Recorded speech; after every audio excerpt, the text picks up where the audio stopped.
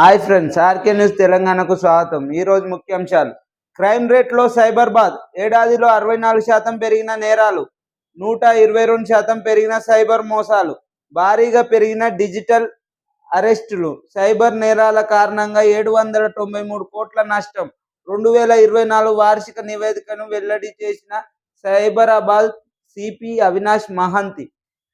ఏడాదిలో 64% పెరిగిన నేరాలు మరియు 122% పెరిగిన సైబర్ మోసాలు, భారీగా పెరిగిన డిజిటల్ అరెస్టులని, సైబర్ నేరాలు 793 కోట్ల నష్టం చేసినట్టు హైదరాబాద్ సిపి అవినాష్ మహంతి తెలియజేయడం జరిగింది. అల్లు అర్జున్ ఆంధ్ర వెళ్ళిపో, ఒళ్ళు దగ్గర పెట్టుకొని వ్యాపారాలు చేసుకో, పగటి వేషాలు వేసుకునే నువ్వు మాట్లాడతావా? మహిళ చనిపోతే నరబలి అయిందంటావా? నువ్వు మనిషివేనా? మానవత్వం ఉందా? సీఎంను విమర్శిస్తే సినిమాలు ఆడనివ్వం, కాంగ్రెస్ ఎమ్మెల్యే భూపత్ రెడ్డి హెచ్చరిక. నిన్న అల్లు అర్జున్ గారు ప్రెస్ మీట్ పెట్టి నా మీద ఇలాంటి వాదనలు చేయడం నాకు బాధ కలిగిస్తుందని ఒక ప్రెస్ మీట్లో చెప్పడం జరిగింది. దానివల్ల ఒక ఎమ్మెల్యే అల్లు అర్జున్ పై అనుచిత వ్యాఖ్యలు చేసి, నేను తప్పు చేయలే, నాపై ఇలాంటి అనుచిత వ్యాఖ్యలు ఏంది అని మాట్లాడినందుకు అల్లు అర్జున్ గారిని ఈ విధంగా ఒక ఎమ్మెల్యే ఆంధ్రకు బోల్లి ఇక్కడ ఉండకూడదు అని బెదిరించడం ఇది ఎంతవరకు న్యాయం? అంటే ఆంధ్ర సినిమా నాయకులు మాట్లాడితే ఉండకూడదు ఇక్కడ. అది మీరు పర్మిషన్లు ప్లస్ టికెట్ల రేట్లు ఎక్కువ పెంచినప్పుడే ఉండాలి. మరి అప్పుడు ఇచ్చినట్లు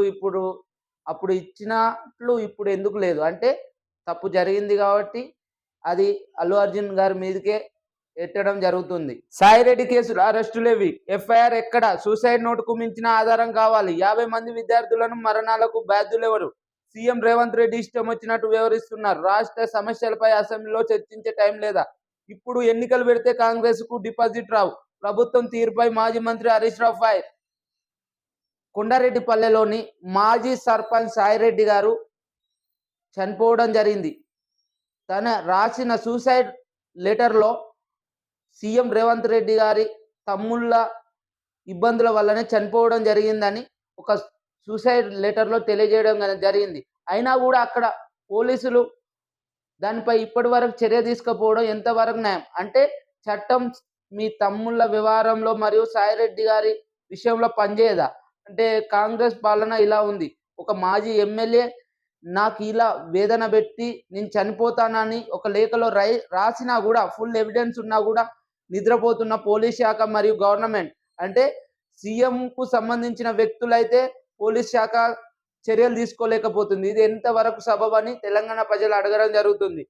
మరియు 50 మంది గురుకుల పాఠశాలలో 50 మంది విద్యార్థులు చనిపోతే అక్కడ పట్టించుకొని పోలీస్ శాఖ మరియు ప్రభుత్వం, అంటే ఆడ మీకు ప్రభుత్వం పనిచేయలేదా? ఆడ మీరు అరెస్ట్ చేయొద్దా? ఎవరు బాధ్యులు దీనికి అని హరీష్ రావు గారు డిమాండ్ చేయడం జరుగుతుంది. సీఎం రేవంత్ రెడ్డి గారు ఇష్టానుసారంగా ఆయనకి ఏది దోస్తే అదే విధంగా చేస్తాడు. కానీ ప్రభుత్వం తన పని తాను చేసుకుంటుంది అన్నప్పుడు ఒక గురుకులాలోని విద్యార్థులు చనిపోతే మరి మీ చర్యలు ఏమైంది? అక్కడ మీరు చట్టం తన పని తాను చేసుకోపోదా అని ఇక్కడ హరీష్ రావు గారు ఫైర్ అవ్వడం జరుగుతుంది.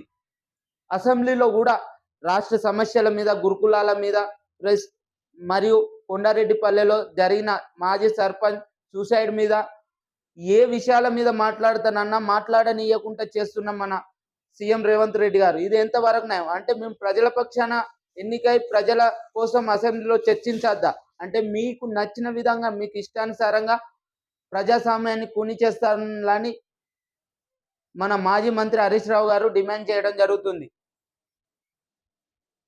టీవీ లైవ్లో కాంగ్రెస్ నేత దాదాగిరి, నా పేరెందుకు తీసినావు, ఏమనుకుంటున్నావు? జాతీయ మీడియా లైవ్ డిబేట్లో ఉండగా క్రిషాంక్కు ఫోన్ చేసి బెదిరించిన రెడ్డి శ్రీనివాస్. అల్లు అర్జున్ ఇంటిపై దాడి కేసులో ప్రధాన నిందితుగా ఉన్న కొడంగల్ కాంగ్రెస్ నేత ఎందుకు దాడి చేశావని అడిగితే తిట్ల దండకం. కాంగ్రెస్ తీరుపై జాతీయ మీడియా అసహనం, భావ ప్రకటన స్వేచ్ఛను హరిస్తుందని ఫైర్. నిన్న అల్లు అర్జున్ ఇంటిపై దాడి చేసిన వ్యక్తులలో కొండారెడ్డిపల్లెలోని అనే శ్రీనివాస్ రెడ్డి అనే వ్యక్తి ఉండడం జరిగింది నిందితుగా.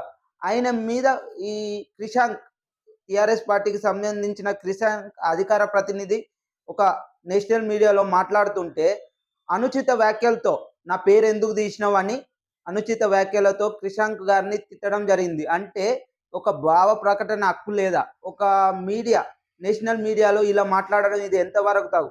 అంటే తప్పును తప్పని అంటే కాంగ్రెస్ నేత అయిన శ్రీనివాస్ రెడ్డి గారు ఒక షో అంటే నేషనల్ మీడియాలో ఇంత వల్గర్గా మాట్లాడడం వల్ల నేషనల్ మీడియా కూడా ఇలాంటి వ్యక్తుల మాట్లాడేది ఇలా అని అసహనానికి ఫీల్ అవుతుంది. రేవతి మరణించినట్టు థియేటర్లో నాకెవరు చెప్పలేదు. పోలీసుల అనుమతి నిరాకరణపై సమాచారం లేదు. ఎప్పుడు పిలిచిన విచారణకు సహకరిస్తా. సంధ్య థియేటర్ ఘటనపై సినీ నటుడు అల్లు అర్జున్. చిక్కడపల్లి ఠాణాలో 3 గంటలకు పై విచారణ, 20 ప్రశ్నలు స్పందించిన పోలీసులు. మన సీఎం రేవంత్ రెడ్డి గారు అసెంబ్లీలో రేవతి గారు చనిపోతే మీరు స్పందించలే అల్లు అర్జున్ గారు. ఇది ఎంతవరకు న్యాయం? అంటే ఒక వ్యక్తి చనిపోతే మేము అరెస్ట్ చేయకూడదా? అంటే తెలంగాణ ప్రజలు కాదా అని అసెంబ్లీలో చెప్పడం జరిగింది. కానీ దానికి రివర్స్గా మన అల్లు అర్జున్ గారు ఒక ప్రెస్ మీట్ పెట్టి మీరు నా మనోభావాలను దెబ్బతీస్తున్నారు. నేను ఆ థియేటర్లోకి వెళ్ళినాక రేవతి గారు చనిపోయిందని నాకు పోలీసులు ఇప్పటి వరకు ఆ థియేటర్లో ఉన్నప్పుడు నాకు కరెక్ట్ ఇన్ఫర్మేషన్ ఇవ్వలే. తెలిసిన తర్వాత కూడా నేను బయటికి రావడం జరిగిందని చెప్పడం జరుగుతుంది. కానీ ఒక వ్యక్తి చనిపోయినా కూడా నేను థియేటర్లో ఎలా ఉంటా అని ప్రెస్ మీట్లో ఆయన ఆవేదనకు గురై చెప్పడం జరుగుతుంది. కానీ మీరు ఏ ప్రశ్నలు అడిగినా సమాధానానికి చెప్పడానికి నేను సిద్ధంగా ఉన్నా. మరియు ఎప్పుడైనా పోలీస్ స్టేషన్కు రావడానికైనా కోర్టుకు రావడానికైనా నేను సిద్ధమని అల్లు అర్జున్ గారు చెప్పడం జరుగుతుంది. మైత్రి మూవీకి సంబంధించిన వారు పోయి ఆ పిల్లలకు 50 లక్షల నష్టపరిహారం ఇవ్వడం జరుగుతుంది. ఇలాంటి మరెన్నో వీడియోస్ కొరకు ఆర్కే న్యూస్ తెలంగాణను సబ్స్క్రైబ్ చేయండి, షేర్ చేయండి. మీ సపోర్ట్ ఎల్లవేళలా ఉంటే మరిన్ని వీడియోస్ తేవడానికి ముందుకు వస్తాను.